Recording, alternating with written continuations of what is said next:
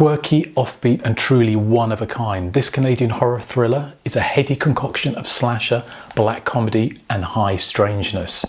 So welcome back, I'm J.A. Kurzweil from Hysteria Lives and the Hysteria Continues podcast, and as with all my reviews there will be discussion of the plot which may include some light spoilers.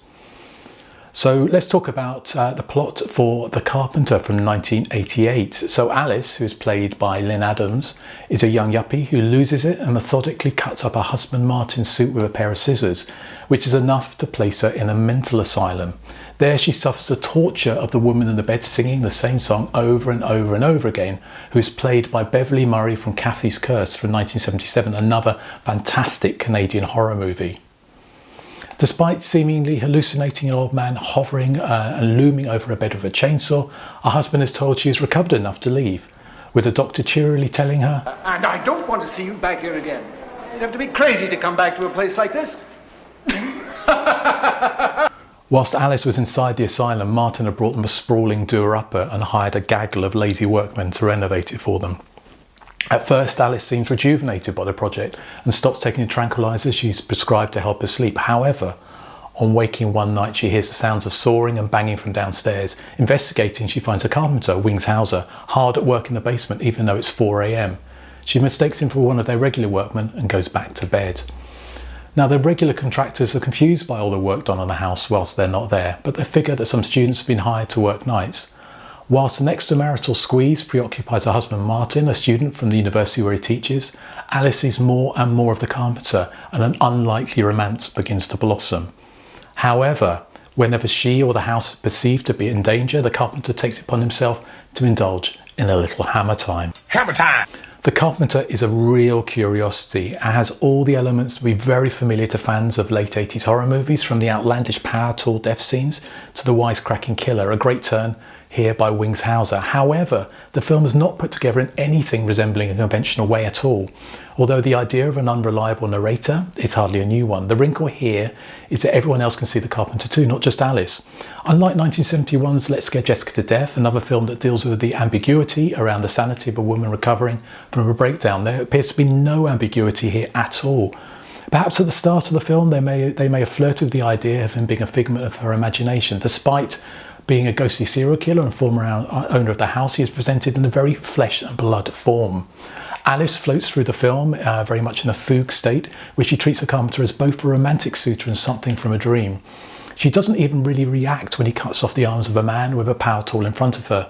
To add to this state of confusion for both Alice and the audience, it appears that sometimes she is dreaming, include a scene where it is suggested that the Carpenter is pulling down his flies to reveal his penis as a whirring power drill.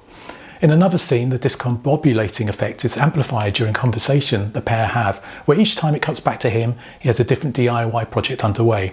It's a kind of imagery that isn't questioned during a dream, but makes no sense in real life.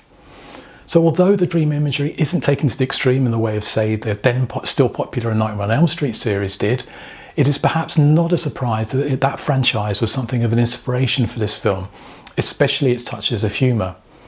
The Carpenter was a product of a youthful partnership between director David Wellington and writer Doug Taylor, and they were both only 24 years old when they made this. The pair had worked together on Zombie Nightmare in 1987, and ex-adult film producer Jack Bradman was impressed enough by their idea to bankroll the film. The Carpenter was filmed in Montreal and around Quebec over 15 days in late 1986 or early 1987. The house used was about to be gutted, so the filmmakers were told they could do pretty much what they wanted to it. The budget was in the region of about $350,000. Wings Hauser was a late addition to the cast after previous suggestions Peter Fonda and Keir Dullea didn't work out. Hauser, who had previous slasher form chasing Meg Foster around a Greek island with a hand scythe in Nico Matsourakis' The Wind, aka The Edge of Terror, was hired to play the title character. The actor was only on set for a couple of days and was allegedly an elusive presence, as he would return to his room after any take he was part of and didn't socialise at all with the cast. The film skipped theatrical distribution in the United States but did get a limited release to Canadian theatres, including a French dubbed version in Quebec.